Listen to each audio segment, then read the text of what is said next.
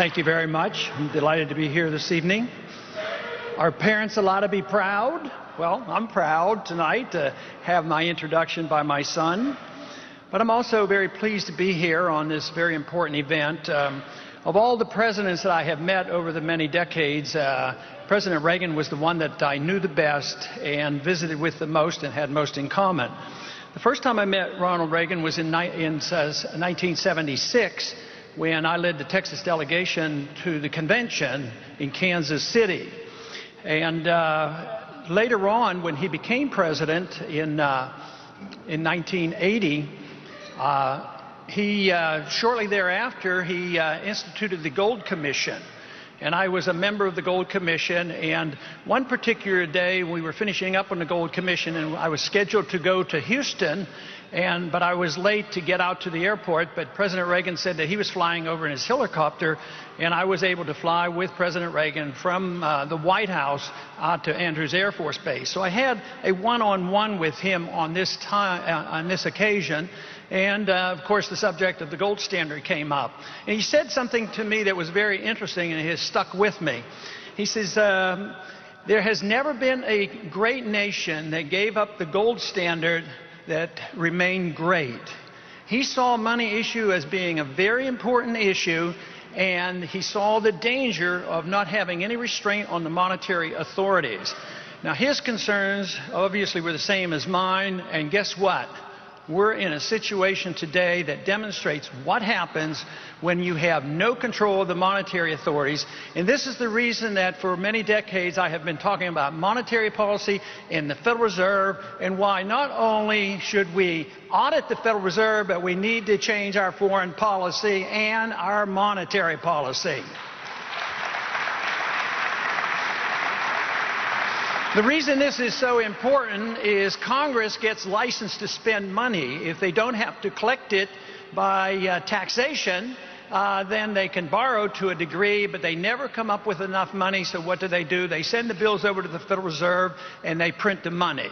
The tragedy here is it causes the growth of governments, because some conservatives like to spend money on one issue, liberals like to spend their money on other issues. But inevitably, without restraints on the monetary authority, governments grow. When governments grow, the people's liberties are diminished. And this is where we are today. The other consequence of unlimited spending is unlimited debt. And we now have not a national debt crisis. Today, our national debt this week, for the first time in our history, became greater than our GDP. But the world is in the same situation. So what we're seeing on the streets of Athens and around the world, even in our own country, is a reflection of runaway government spending and too much debt, and people aren't willing to admit it. They're not willing to admit the truth. We have spent too much, we're in too much debt, and the solution is, guess what? Cut spending. That is what has to be done.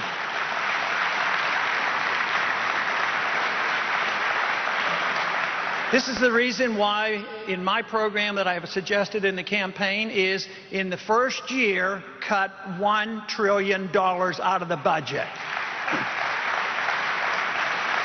But a lot of people say, how can you do that? Well, you have to be willing to cut. You have to look to the Constitution, find out what is authorized and what is not. Now, you can't get rid of everything that's unauthorized the first year, but I thought a good start would be to get rid of 5 departments the first year. There's no need for us to have the Department of Education.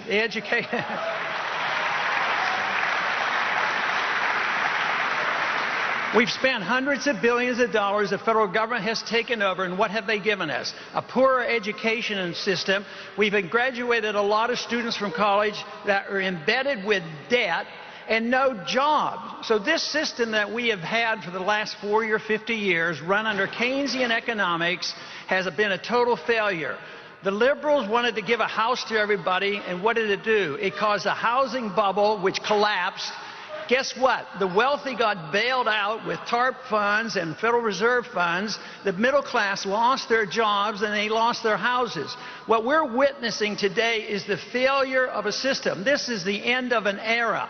And the big question is not so much about what we should do, is what's going to come of this. Are we going to drift like the rest into more government solutions, or are we going to say enough is enough, let's do one thing? One thing. How did we get in this trouble? We've had too many in Washington that didn't care or didn't understand and didn't follow the Constitution. If we send only people to Washington that know and understand the Constitution and live within the confines of the Constitution, we can solve our problems quickly.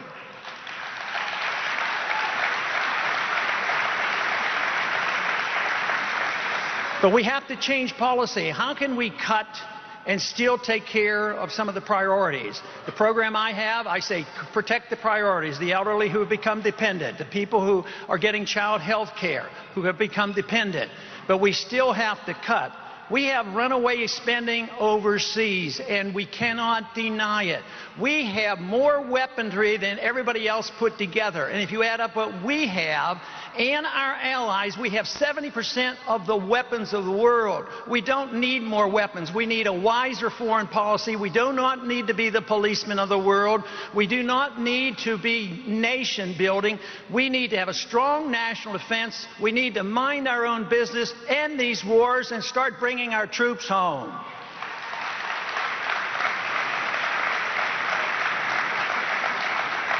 But we need to know what we believe in, and we believe in liberty. That's what America is all about. That is why we became the freest and the most prosperous nation in the world. But we have to understand where our liberty comes from. Our liberty and our rights come from our Creator. This is the reason that we should all be right to life. We should believe in life and liberty. But if this follows that we have a natural right to our life and liberty, shouldn't it also follow that you should have the right to the fruits of your labor, which implies there should be no income tax?